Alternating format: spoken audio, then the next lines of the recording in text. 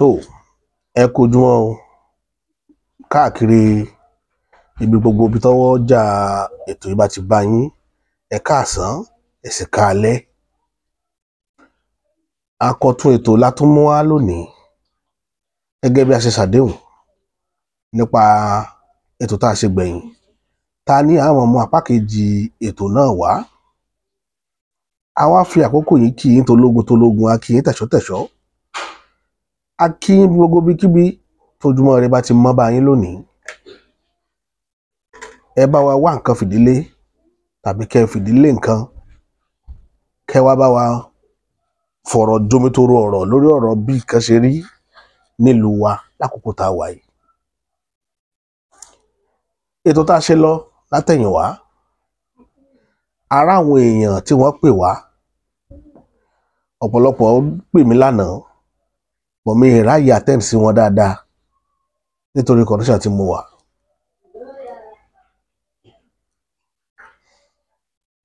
Mi ráyè attend sí wọn dáadáa. Wọ́n fẹ́ gbọ́ àlàyé ọ̀rọ̀ nípa fídíò tá a ṣe nípa rògbòdìyàn ìpínlẹ̀ Ọ̀ṣun. Apá kejì ẹ̀ la mú wáyé. Ṣùgbọ́n ibi tá a ti dá ẹ̀bi ru ìjọba, ẹ̀gbọ́n wa kan, bàbá wa kan, wọ́n challenge wa pé káyé dá ẹ̀bi ru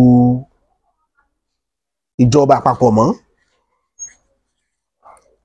Ìwé kí ló tá a dá ẹ̀bi ru àwọn ọba, kí ló tá a dá ẹ̀bi ru àwọn olóṣèlú ìpínlẹ̀ bíi gọ́vnọ̀, bí àwọn commissioner ní state, kí ló tá a dẹ́bi ru wọn.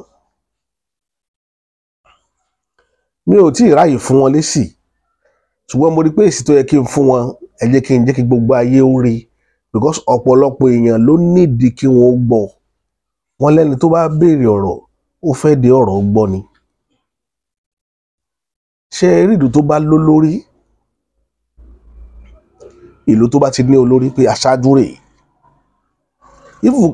kó ní igbákejì, kó kó igbákejì, kó ní igbákejì pé ẹnìkan tí àwọn amúgbálẹ́gbẹ̀ẹ́ rẹ̀ bíi 8 wà. Ayé ò ní rí tàwọn amúgbálẹ́gbẹ̀ẹ́ rẹ̀ rò títí ẹ̀ ni wọ́n mọ rírò, nítorí pé òun ni apàṣẹ wàá. Kò sẹ́ni tó lè pàṣẹ nínú àwọn mẹ́jẹ̀ẹ̀jọ. Ohun tó bá fẹ́ làwọn mẹ́jẹ̀ẹ̀jọ ó ṣe, toró ló ní ìjọba. Ìdí tí pẹ̀tẹ̀pẹ̀tẹ̀ tá a fi ọ̀pá náà tí fi ń tabára alé, tí fi ń tabára oko bàbá wa Bọ́lá Ahmed Tinubu lọ́wọ́lọ́wọ́ tá a wà inú. Ẹ̀rí pé táwọn ọmọlá ó bá pariwo lọ́hùn ni wọ́n pariwo, bí Ìgbò bá pariwo ni wọ́n pariwo, báwa Yorùbá náà ó bá pariwo òun náà làwa náà ó pariwo. Kò sí tó kàn wá pẹ̀lú gọ́vnọ̀, kò sì sí tó kàn wá pẹ̀lú mínísítà rẹ̀, kódà kò sí tó kàn wá pẹ̀lú IG tó yàn. A ti pariwo IG ti pẹ́ pé tí wàhálà bá ṣẹlẹ̀ tó jẹ́ ṣẹlẹ̀ aláburú, IG ò ní dá sí, ẹ̀ ní gbọ́gbó lòun ẹ̀. IG tẹ́ ń sọ̀rọ̀ lọ́dún yìí nígbà tó ń gbé kíní ẹ̀ ti fẹ́ bọ́ sọ́wọ́. Ẹni tí ó ní ìlú tó yẹ kó sọ̀rọ̀ kan gan ò sọ̀rọ̀, ibi tí wàhálà ti pọ̀ lábẹ́lẹ̀ nílùú inú. Mo wá ṣàkàwé kan pé láyé bàbá Buhari, tí bàbá Buhari bá ní wàhálà, bóyá wọ́n pa Fúlàní níbì kan, tí ò bá ní sọ̀rọ̀, ẹ mọ̀ body language ẹ̀ pé inú rẹ̀ ò dùn sí. Ẹ rí IG ìgbà yẹn yóò ti sáré lọ, ẹ rí defense ẹ̀ láìgbà tí wọ́n gbé ẹ̀gbọ́n wa Ìgbòho, tí wọ́n gbé wọn sẹ́yìn odi ní Kòtónú, tí wọ́n mú wọn mọ́lẹ̀ ńbẹ̀. Lẹ́yìn ìgbà tó ti lọ yìnbọn sí wọn lé tí wọn ò rí wọn pa, tẹ́gbọ́n yẹn escape wọ Kòtónú, táwọn á rí wọn mú Kòtónú tí wọ́n tì wọ́n mọ́lé. Ṣé ẹ mọ ìgbà tí Buratai tó jẹ́ defense Buhari tó lọ visit wọn? Ṣé ẹ mọ̀ pé Buratai ló he wọn ní Kòtónú tó tì wọ́n mọ́lé? Ẹ̀ẹ̀mélòó ni IG Nàìjíríà àbí defense bàbá ti sáré káàkiri lórí gbogbo ilà ìlò tí ń ṣẹlẹ̀ nínú gbogbo ilẹ̀ Yorùbá. Ilẹ̀ Yorùbá ni wàhálà ti ṣẹlẹ̀. Àbújá àmọ́ ni Buratai ti wá, ọmọ Haúsá mọ̀ ni títí ní Sunday Igboho kiri. Torí ẹ̀, ẹ̀yin tẹ́ bá fẹ́ dá sọ̀rọ̀ ilẹ̀ Yorùbá, tẹ́ ẹ bá rí pé bóyá àbí à ń fẹ̀tanú bá bàbá Bọ́lá Ahmed Tinubu lò àfẹ̀tanú bá wọn lò ẹ lè fẹ́ràn bàbá Bọ́lá Ahmed Tinubu táwa tá wà lù pẹ̀lú wọn wọ́n ṣe wà àwọn gẹ́gẹ́ mọ̀ pé ọ̀hún làwọn ń jẹ nítorí pé gbogbo orí àtẹ̀mí ni Yorùbá fi bá wọn lò about 85% Yorùbá ló fẹ̀mí wọn lélẹ̀ nítorí bàbá Bọ́lá Ahmed Tinubu ní last election ẹ wá béèrè lọ́wọ́ wọn àti 100 àtàwa 85 àti 15 tí ò ṣe títí wọn ta lójú rẹ̀ ò ti bó báyìí nǹkan tẹ́ fi mọ́nú ojú dẹ̀ gbà wá tí tọ́lẹ̀ làwọn fẹ́ ń pariwo fún wọn ẹnìkan ò lè gbọ́n tán èèyàn kan ò lè gbọ́n tán ní tí ń pa bàbá nu ọgbọ́n àgbọ́njù ni mo fi ń wọ̀nù wọn pé ẹ má fòṣèlú bá àwọn ẹbí yín lò tẹ́ bá fẹ́ fòṣèlú bá Ìgbò lò tẹ́ fi bá Haúsá lò ẹ má fi bá Yorùbá lò tẹ́ bá ń fi òṣèlú bá wa lò yóò wà fẹ́ ti yín èyí rìnrìn àjò báyìí ẹ̀ lérí Buhari kó play game pẹ̀lú àwọn Haúsá ẹgbẹ́ rẹ̀ nígbà tí wàhálà dé tó dojú ẹ̀ tán tí ìlú Nàìjíríà fara rọ mọ́ láyé Buhari ẹ̀sà sì ti wáyé wọ́n ti pààyàn bẹ̀ oríṣiríṣi protest ló wáyé láyé Buhari tó le oríṣiríṣi write up làwọn èèyàn kọ́ lẹ̀ Yorùbá oríṣiríṣi fídíò làwọn èèyàn ṣe láti fi takò gọ́ọ̀mẹ̀ntì ẹ̀ kí ni tó wá ṣẹlẹ̀ ńgbà yẹn tó yàtọ̀ tí Buhari ṣe Buhari dẹ̀ ya di àwọn èèyàn ẹ̀ mú ó yà àfẹ̀yà méjì yókù lẹ̀ nígbà tó di àwọn èèyàn ẹ̀ mú kílẹ̀ mọ̀ tí ń ṣe ó pe àwọn àgbẹ̀ wọn ẹ̀yin àgbẹ̀ àti ilé tí ìṣàgbẹ̀ ó fún wọn ní tírílíọ̀nù náírà ẹ béèrè lọ́wọ́ bàbá Bọ́lá Ahmed Tinubu gbà tó dé gọ́ọ̀mẹ̀ntì kí ni nǹkan àkọ́kọ́ tó kọ́kọ́ yanjú owó tí bàbá Buhari fún àwọn àgbẹ̀ wọn ò yá gbókó lọ wọn yà lọ́rọ̀ alẹ́ sàbújá ọ̀rọ̀ yẹn bẹ́lẹ̀ dọ̀la àmọ́bí tán yanjú ẹ̀ sí wọ́n ra lé ẹni tí ó fẹ́ yàwó náà máa ń fi owó Nàìjíríà máa fẹ́ ń gbádùn èèyàn mélòó ni bàbá Bọ́lá Ahmed Tinubu ṣerú rẹ̀ fún ilẹ̀ Yorùbá wípé akókó dandan ní ajájọ mọ́ náà gbogbo pọ́lísì tẹ́ ń gbé wá ìwọ náà ti gbà nílẹ̀ Haúsá wọ́n ní ó ti pass second reading níbi tẹ́ máa gbọ́ ọmọ nìyẹn ó dijọ́ mi ọjọ́ rí tó bàbá bá gbé pọ́lísì ilé jáde wọ́n ló ti pass second reading ó dijọ́ mi ọjọ́ rí ọ̀rọ̀ regional system ó dijọ́ mi ọjọ́ rí ni ọ̀rọ̀ ṣé prayers yà ní ọ̀rọ̀ taxation reform tax reform tẹ́ṣe ó ti pass second reading yòókù dijọ́ mi ọjọ́ rí oríṣiríṣi bills tí bàbá ti pass mẹ́yìn tí bàbá ti sponsor ẹ lọ gbọ́ outcome ẹ̀ ó dijọ́ mi ọjọ́ rí bíìlì kan wà tó pass ní wíìkì yìí tí mo rí tí wọ́n tó ń process ní wíìkì yìí tí àwọn house sọ pé ó ti pass second reading mo kàn rẹ́rìn ni mo lé eléyìí náà tó ti pass second reading wọ́n ní kí state control resources wọn and it's one of the best policy kò sẹ́ni tí ọ̀gọ̀ pé policy tẹ̀ mú wá dáa but mo ti sọ láti day one àwọn people yìí ò ní gbà òun ni mo ṣe béèrè lọ́wọ́ wọn pé tẹ́ ẹ bá kúrò ní gọ́fìmẹ̀ntì kápẹ́ Yorùbá gbéjọba alẹ̀ lẹ́ni kápẹ́ tẹ̀ wá sí 2027 nígbà tó wá di 2031 bàbá Bọ́lá Ahmed Tinubu wá hand over ìjọba yóò hand over ẹ̀ fáwọn ọbaṣẹ́jẹ́ yìí yóò gbàjọba lọ́wọ́ rẹ̀ torí ò lè hand over fún Yíbò láíláí Yíbò ò tiẹ̀ lè wọlé nígbà yẹn kò sí ọrọ̀ arúmọjẹ tẹ́ fẹ́ ṣe ìjọba bọ́ sọ́wọ́ àwọn alárúmọjẹ tí ìjọba bá bọ́ sọ́wọ́ wọn bó o ní ìyà ọ̀sẹ̀ tó ní máa jẹ́ Yorùbá lọ gbogbo ohun tẹ́mi ń béèrè nu táàrẹ̀ ní dáhùn gbogbo yín kàn dákẹ́ ẹ̀ ń wò ẹ má wo tèmi nìkan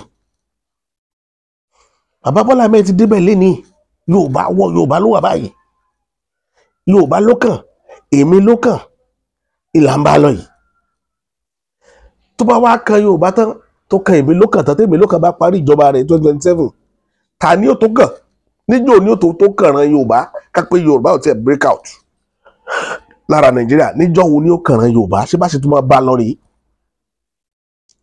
láwọn tó jẹ́ pé wọ́n victimize àbàbá wa dé level yìí ni àwọn tí wọ́n gbó wa tí wọ́n ń pa ẹ̀gbọ́n tí wọ́n ń pa àbúrò tí wọ́n ń jí wa gbé lọ́mọ ṣé bá ṣe tó hand over Nàìjíríà lé wọn lọ́wọ́ nígbà tẹ́yìn wà ń bẹ̀ tí ẹ rí ìyà yẹn gbọ̀n torí ẹ rí gbọ̀n ìtí Yorùbá ń ké fún kì í ṣe ebi ò lè pa Yorùbá láíláí ẹ̀yin fúnra bàbá Bọ́lá Ahmed Tinubu mọ̀ pé àìsí ìrántí bí máa pa àìsí ìrántí máa tọrọ jẹ ṣùgbọ́n wọn ò já arígbó wa wọ̀ mọ́ a ṣe ń pariwo ẹ̀yin wá ń bá mi sọ̀rọ̀ pé ẹgbẹ́ tó kù sí bóun ló fi ẹgbẹ́ tó kù síbẹ̀ ṣé kò gbìyànjú ni ṣẹgbẹ́ tó kù gan igbó ọ̀tọ̀dọ̀ tí wọ́n sọ mójútó ṣẹgbẹ́ tó kù mójútó gbó ọ̀tọ̀dọ̀ tí wọ́n tí ìgbà máa mójútó igbó tọ̀ṣun àbí yóò mójútó igbó tọ̀yọ́ àbí igbó ti Èkìtì àbí tòǹdó tọ̀dọ̀ tí wọ́n ló gbòòsè tí bí sọ mójútó adẹ̀ ń sọ nǹkan fún yẹn rò péré ni ńgbà wọn pọ̀ ọba méjì lẹ́kìtì tí aṣíwájú ò ti lè sọ kankan tẹ́gbẹ́tòkun ò ti lè sọ̀rọ̀ bó wà ń ta wá aráàlú ti jẹ́ tí wọ́n gbé yẹn lọ́mọ tí wọ́n yẹ àwọn ààrẹ ni sọ̀rọ̀ adẹ̀ ń pariwo lójoojúmọ́ à ń pariwo ààrẹ yàn ọ̀wọ́n nìyàn gbàsà bàbá mi kan yóò ní ọ̀wọ́n nìyàn ibi tí ìyá èèyàn bá ti jẹyàn ìyá aṣáájú ló jẹ Yorùbá tèmi ń try láti sọ tẹ́yìn understand nìyẹn kì í ṣe pé bóyá hate wọn àwọn ni wọ́n fi àìnífẹ̀ẹ́ wa bá wa lò. Bàbá Bọ́lá Ahmed Tinubu àtàwọn kábínẹ̀tì wọn ò nífẹ̀ẹ́ ìran Yorùbá nǹkan tá à ń sọnù gbogbo tó ń ṣẹlẹ̀ sí wọn yẹn ká pé bàbá dúró tí Yorùbá dé dáadáa ni ṣe ẹ̀rọ pó rọrùn kẹ́nìkan ó dédé rí bàbá yẹn fín tí Yorùbá ṣe ń bẹ́ ńlé ẹ̀rọ pé inú wa dùn sí inú wa dùn bọ́n ṣe ń rí wọn fín lójoojúmọ́ táwọn èèyàn ń ṣe jákujàku pẹ̀lú wọn tí wọ́n ṣe tí àwọn wọn lọ bìkan táwọn kan máa kọrin rádáadáa kìyàwó wọn tọmọ wọn lọ lórí àlàṣe ń wọ́n wọn pé àyè rìn bẹ́ẹ̀ yẹn ẹ̀yin nìkan náà níjọba tí kọ̀ọ̀kan máa rìn bẹ́ẹ̀ sí rìn wọ́n yìí rìn bẹ́ẹ̀ ọmọ yín ẹ fi pamọ́ gbogbo tó bá jẹ́ ẹbí yín ẹ kó wọn pamọ́ ẹ má fi wọ́n play game pẹ̀lú anybody ewu wà ń bẹ̀ ọmọ yín Ṣèyí is a good person Ṣèyí dá gan ìjọba yìí ló fẹ́ borúkọ Ṣèyí jẹ́ sábà àwọn òpàdé Ṣèyí ń gbòòrò ni nígbà tí ẹ ti ṣe ìjọba sáàpàdé Ṣèyí ń gbòòrò sáàmọ́ bí Ṣèyí ṣe jẹ́ ni Ṣèyí dá gan ọmọ dáadáa ni Ṣèyí tẹ̀ ń wò wà láìtàláì níbi tí Ṣèyí dáadé tí Ṣèyí bá dá àgbo kan táwọn èèyàn wà ń bẹ̀ kí n ṣe pé yóò bùn yín lówó bó ṣe ṣe sí gbogbo yín ẹ máa mọ̀ pé ọmọ dáadáa ni kò ní fojú pa yín rẹ́ láyé kì í fojú pààyàn rẹ̀ kì í sì kó yẹn níbọ̀dì kéré kò dẹ̀ sẹ́ni tí ò lè bá ṣe kí ló tún kù tẹ́ fẹ́ gbà lọ́wọ́ Ṣèyí ṣùgbọ́n bàbá tí ẹ ṣe àwọn nǹkan tẹ́ ń ṣe ìtì ń tánìṣe ọmọ yẹn náà bóyá àwọn nǹkan tó ọmọ yẹn rí nìyẹn tí fi lọlẹ̀ Haúsá lọ́mọ sí gbogbo tí ń ṣe at the end of the day tí ń gbèrè tìjú bọ̀ ń bẹ̀ a mọ nǹkan tá à ń sọ ṣe rò pé inú wa dùn ni ẹ̀yin kan ẹ wàá máa mú mọ́wọ́ pé bóyá àbí àwọn èèyàn hate Bàbá Bọ́lá Ahmed Tinubu wọ́n hate ẹ wọ́n hate bàbá ṣùgbọ́n gbogbo dáadáa tí bàbá ṣe rí táwọn èèyàn ń rí tọ́ka sí pé olóṣè báyìí ń gbà yẹn aṣíwájú òde wà rí bẹ́ẹ̀ yẹn o èwo nú àwọn èèyàn ló lè defend aṣíwájú mọ́ lẹ́nìí everybody ń wòran ni nígbà tí ẹ pé nǹkan kan míì tún ti ṣẹlẹ̀ tí ò jọ tàtẹ̀yìn wá à ń sọ fún yín nígbà tẹ́ ẹ wọlé ẹ̀yin náà ẹ fòṣèlú sí ẹ má tójú ẹlẹ́sẹ̀ mẹ́sàn-án ká ẹ má jẹ́ káwọn ará bí ó fura sí yín tẹ́gbà tí ẹ̀sọ́ ọdún méjì ẹ jẹ́ kára kọ́kọ́ tù lú iná ẹ wo bí Buhari ṣe ṣèjọba rẹ̀ ẹ wo Jonathan gan ò lè tó báyìí táyé fi kọ́ ẹ mọ mí ni ẹni mò ń sọ nǹkan fún yín gbogbo ìgbà mo ní ilé gan fẹ́ kọ̀ yín ilé Yorùbá ẹ kọ̀ láti bá Yorùbá sọ̀rọ̀ ẹ kọ̀ láti àdírẹ́sì wa ẹ mọ ìgbà tí Buhari lọ ṣètàwọn èèyàn ẹ ni ẹ wá bìlí pé Èkó nìkan nílé yín Èkó gan ó sì bọ́ mọ́ yín lọ́wọ́ torí kò dìbò fún ilé lè tó lọ wọ́n dẹ̀ sì ní plan tó le gan Èkó náà ti ń plan yín jù níjọ́ tẹ́ ẹ wọlé wá wọlé Yorùbá bó ṣe rẹ́ bọ́dì ń jó nínú wáńdò àṣeyà là ń bá bọ̀ ń bẹ̀ àwọn kan dẹ̀ sọ fún wa gbà yẹn wọ́n ní ẹ jẹ́ pẹ́ pàànù yà pàṣíwájú ẹ lérí bá sọ̀rọ̀ ẹ ìtẹ́ bá ń bọ̀dé wí sínú Bámbọ̀dé ṣe dáadáa sáwọn èèyàn irú ẹlẹ́yìn náà ṣeun táwọn èèyàn pè Bámbọ̀dé lórí aago tí ò ní gbé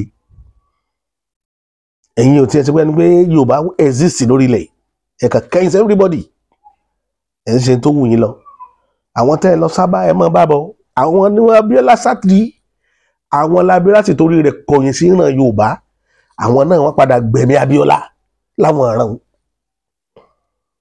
ìran yẹn ni Yorùbá ń bájà ní rẹ́ láíláí àwọn ọ̀ràn tí wọ́n gba ẹ̀tọ́ wa lọ́wọ́ wa lójú ẹ̀mí wa tí wọ́n tẹ àwọn bàbá wa ṣubú ẹ̀ wá ní ká máa bá a lè bá wọn rẹ́ a ṣe mọ́ ẹbí torí tẹ́lẹ̀múlẹ̀ Yorùbá a ṣe mọ́ ni a ṣe nǹkan kan mọ́ pẹ̀lú ìran ìní mẹ́sàn orúkọ wọn ṣùgbọ́n a ṣe mọ́ ó ti sú àwa ṣé bọ́ ṣe ń fojú yín gbélé lójoojúmọ́ sẹ́rù pé inú wa dùn sí ni àwa ò lè máa wò yín ràn ẹ̀yin lẹ́yìn ò ká wá kún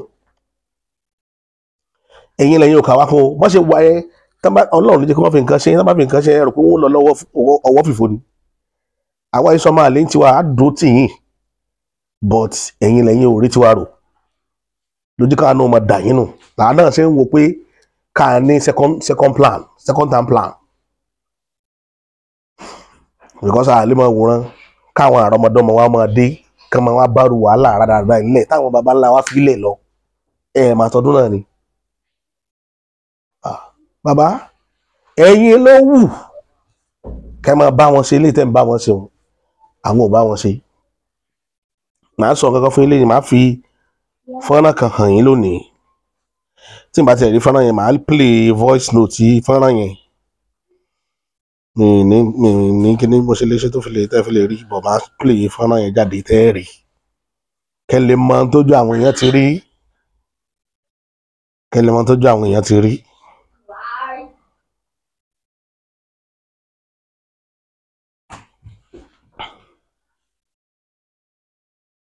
à ń sọ nǹkan ẹ̀yin máa rò pé eré ni kì í sọ̀rọ̀ eré kì í dẹ́ ń sọ̀rọ̀ awéwà.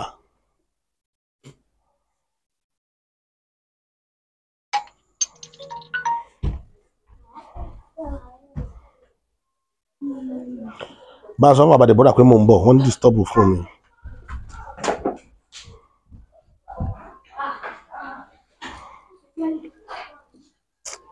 Ilé ẹ̀gbọ́n tó fẹ́ play kí ló máa ń ṣe kí ní ìgbà ìtàn ìgbà tí n bá ní the most ló máa ń disappoint mi. Mò ń bọ̀.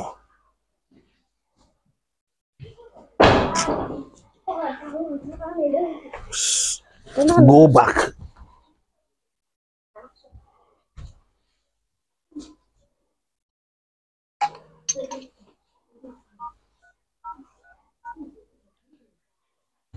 Ẹ lọ sọ fún kóhùn ṣe nǹkan lọ́mọ ń bọ̀.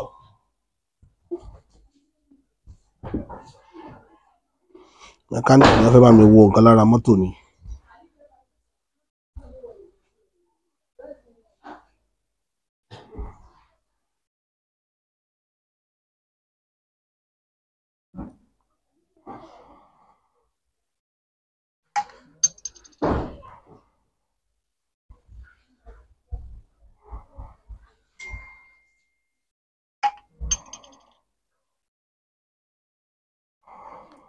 No shaking man.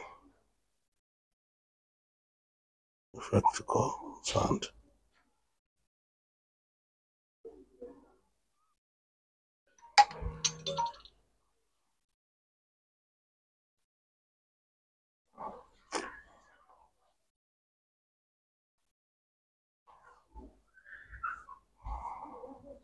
So, me bring out. So gbogbo àwọn kíní wà lára àwọn kan tó ń affect wa tá à ń sọ̀rọ̀ lé lórí. Mo fẹ́ kẹ́ gbọ́ ọmọkùnrin kan láwọn nǹkan tí ó sọ tó fẹnu sọ lórí ọ̀rọ̀ ìjọba tó wà ń ta. Ta ni ó mọ̀ fi ti gbọ́ tínú rẹ̀ ó dùn. Ẹ̀dẹ̀ mọ̀ tá à ń bá bọ̀ ẹ̀yin fúnra ara yín àìmọ̀ ìgbà tẹ́yìn náà ti kíkì gẹ̀ẹ́sì nǹkan tó ń ṣẹlẹ̀ Nàìjíríà. Tẹ́ ẹ mọ̀ pé ò dáa. Torí ẹ̀ ló jẹ́ àyìn nù pé ẹ fẹ́ kó dáa fún Yorùbá ni. Tẹ́ bá fẹ́ kó dáa fún Yorùbá ó ní bẹ́ẹ̀ ṣe àdírẹ́sì wa ó ní bẹ́ẹ̀ ṣe bá wa sọ̀rọ̀.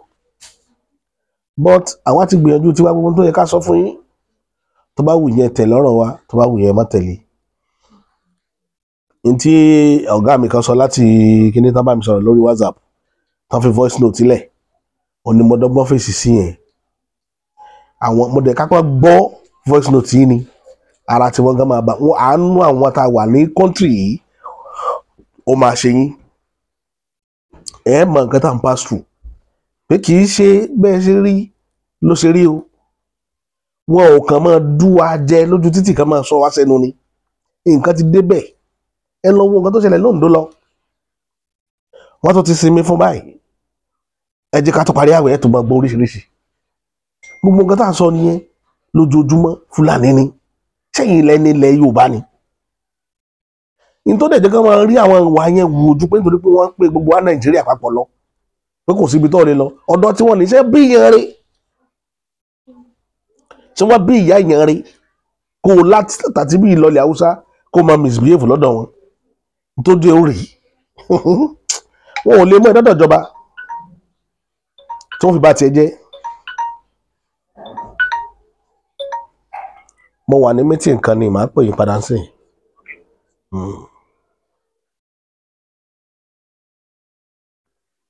so ìdí rèé tá a fi sọ pé gbogbo nǹkan tó ń ṣe yẹn èèyàn ní láti wà very very careful lé lórí.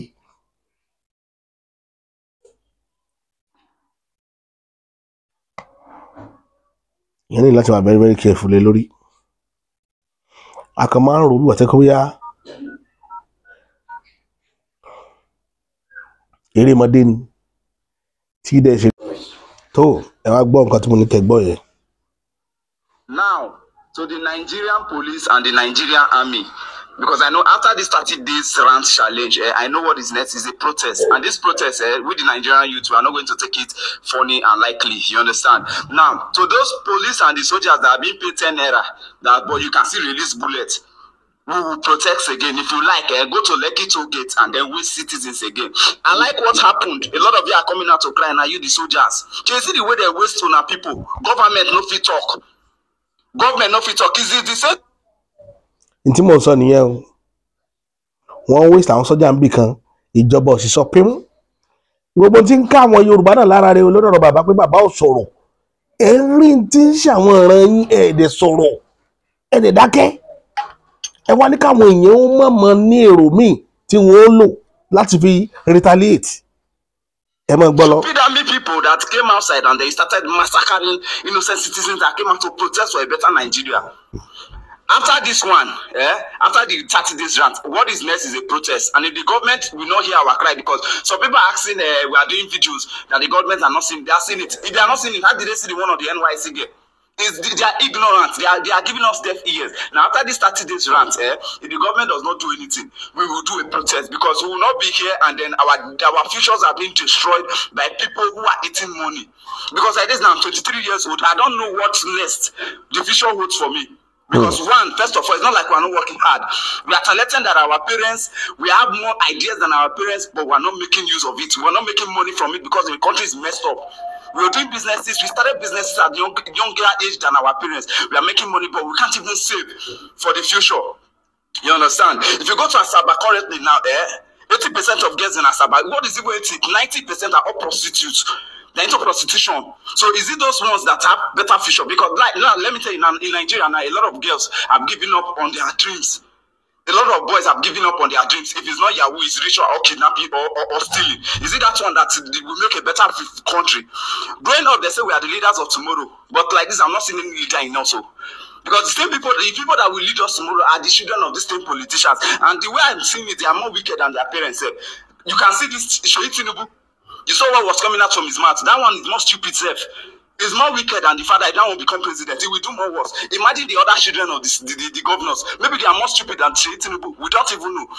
You understand? So what is next? Is a protest. After this one is a protest. And this is the first time I'm making a video about all these things. This is the first time I came together and I joined Nigerians to do this thing. Normally I don't do protests. I don't support protests. But it's that time everybody will come outside. If we die, we die. If we don't die, we will still die. Because like this, it's like we are dead already. We are dead in a country whereby egg is now luxury. We are dead. In a country whereby now, you can't even buy the ordinary Camry, Toyota Camry again if you are not doing something illegal. You understand? In a country where two onions now is 500 naira. Tomatoes, first it is 1,000. I mean 500. It's not 500, it's 1,000. Pepper where they manufacture tomatoes before, and now they compete with tomatoes for quantity. And you think we're happy? Now the country is going bad. The quantity of things are reducing. Gala don't reduce, toothpaste don't reduce. Everything, the bag of rice we told before, don't the short finish. And then you think we are happy. Nobody is happy with the country. After this 30 days rant, it's a protest that to follow. It's a protest. Normally before, I know that Delta State was not expensive, but as I'm talking to you now, Delta State is like Lekki. Delta State is like Lekki. I wanted to rent a shop now in Asaba. They sent me video of the shop. It's a small shop. They said 4 million. That is not everything. Everything is 5 million in Delta State, and the shop is not big. And you think we are happy? Students can no longer rent houses now. They can no longer rent houses because of expenses. Imagine 1 bedroom for a student that struggle to even pay school fees, renting 1 bedroom for 400,000. It's not like this bedroom is a POPO. And then you think we're happy. Nobody's happy. Nobody's happy because me like this young boy like this, I don't know what the future holds for me. Gone are those days we say we are making our parents proud. Nobody's making parents proud again. Even the parents now, they know that we are not making them proud because I want to make them proud. Money, did not be money that make parents proud. Not be money. Gone are those days people travel to Lagos and then they make it. Now they travel to Lagos, they run back because why? Lagos is fucking expensive. No good water in Lagos as we are talking. You understand? And you think we are okay with it? Insecurity is killing everybody. Now you get yourself, you not feel the entire boss way because you did fear. Make no people be kidnappers. Before, a lot of people like they like along to enter along. But today they crazy. We want to enter along. Now in Nigeria, you want to enter along. They go just kill you. You understand? That is how bad Nigeria is now. Look at Abraka. A lot of people they are prostitutes, and I don't like the fact that our ladies are being destroyed. Their fishes are being destroyed now. You understand? Forget say school students, full schools, a lot of them know they read. They're not they use empty belly, they read. A lot of them don't even know book self as we talk like this. You understand? Now block. In the schools where by lecturers you will even have mark, they will still collect bribe. You must give them money before they give you mark. Is it that one you're calling the country? Government, the lecturer must sleep with you first before he will give you mark. Is that one the country? A student killed herself which day now. The video trended. We saw it because of why she passed, but they failed her. She killed herself because she don't have money to block. Is that one a country? Is that one a country? Christmas Day, Happy New Year Day, they keep an innocent boy because of knockout. Did the government say anything? No. I do watch news from US. I see the way they do handle situations. They do handle situations. Yes. Once they hear news say boy buy car, they don't post them. But Yaya Bello, wait if how much? Do you know how much is Yaya Bello stole? It's enough to change half of the country, but yet they could not hold Yaya Bello because Yaya Bello is a predator. He they vanish, he's invisible. And you call it a country. A country that somebody stood up and he wants to silence the people. Regina Daniel, hold your boyfriend. Yes, hold your boyfriend. Hold on, because your boyfriend and people will not even know who will be the worst. Just came out and he said they want to silence the voices of people by bringing out a bit to silence social media. Is social media your problem? Social media is your problem. Focus on the BBL of your wife. You are there saying you want to bring this thing out and then nobody is happy again. Oh, you understand? Normally I don't do this before, but the country don't tell about because like this I'm working. I can show you my bank receipt. There's money inside. Money is coming in, but I don't know what I'm using the money for because expenses are killing. Okay, for like this I can't even cook stew. 20,000 not they cook better stew. So you want spice them up? No. Jollof rice I do not now. Jollof rice me and my body did that. If you that I can go and bring you the pot and show you whether or not jollof rice did it. And you think we're happy? Nobody's happy. Ordinary Okada now is 1,000. 1,000 before is from here to Ugeli, from Mozoro to Ugeli. Now we take the answer transport now, and nobody's happy. Yes, nobody's happy. And funny to say, no generation is coming out of us like this because we are not even thinking of getting married. We won't get married or top the stuff I will do. So you see, I'm sweating because I'm saying this out of pain. That I'm working. When I started photography, was it not 3 years ago or 4 years ago? Background was 15,000. As I'm talking to you now, that same background is 40,000 naira. When I bought background stand before, it was how much? When I bought it then, it was 70,000. As I'm talking to you now, it's around 300,000, maybe 400,000. The light, the 600 before was 500, maybe 450. As I'm talking to you now, that same the 600 light is 800k. How are we going to improve our craft? Everybody now don't talk to makeup artists because you don't get any work where you want to go pay again. Graduate doing Okada in here, and as I enter bike, one Okada man they speak English, they blow English. I say if you graduate, I graduate. What is he doing? Okada. And you think we will not protest? After this one is a protest next. Because it looks like the only protest a lot of these politicians listen to is the protest coming from those people in Hausa. It's only those people that they focus on. Now, this protest that will come up next, I'm not going to lie, it will be violent. Because even the Bible says, the children of God suffer and they take it by force for violence. They use it to take it by force. Now, Bible talking. You understand? The children of God suffer it. And only the violence ones take it by force. So where do they reach now? We will take them by force because they say, Simon will not get sense. Small people they use and they play. You understand? We don't do the quiet. Our parents don't quiet. Nobody they pray. She said, we do say pray for Nigeria. Nobody's praying for Nigeria. It's violence for Nigeria. And so to the armies and to the police, very soon protests will come up. Come outside. We go mark faces. We go come on a house. You understand? Kill the innocent citizens because they are paying you how much. You know the shame where they stand for road as a policeman. Go watch Nigerian American movies. Nobody they come outside. They collect 15 naira. Imagine they disgrace your fellow man because of 200 naira. 200 naira now waiting suppose make Mashoma stand for some. Yet if they say release bullet, you release bullet. You be mumu. You be mumu. Army where would they respect? They give regard for nobody they regard them again because they don't be like army again. They be like mumu. Now, they'll wear uniform. They go just come online. They rant. They threaten citizens. Where now your mates now not say citizens on the get marks for now. She now made them massacre so. So even buy weapon, government not the feel buy with weapon for now to take fight. No.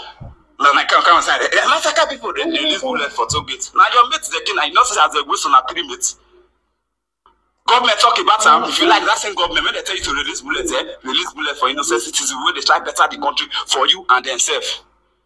Man, not talk again. Ibi tó bá kun yẹn parí ọ̀rọ̀ yẹn sí nìyẹn.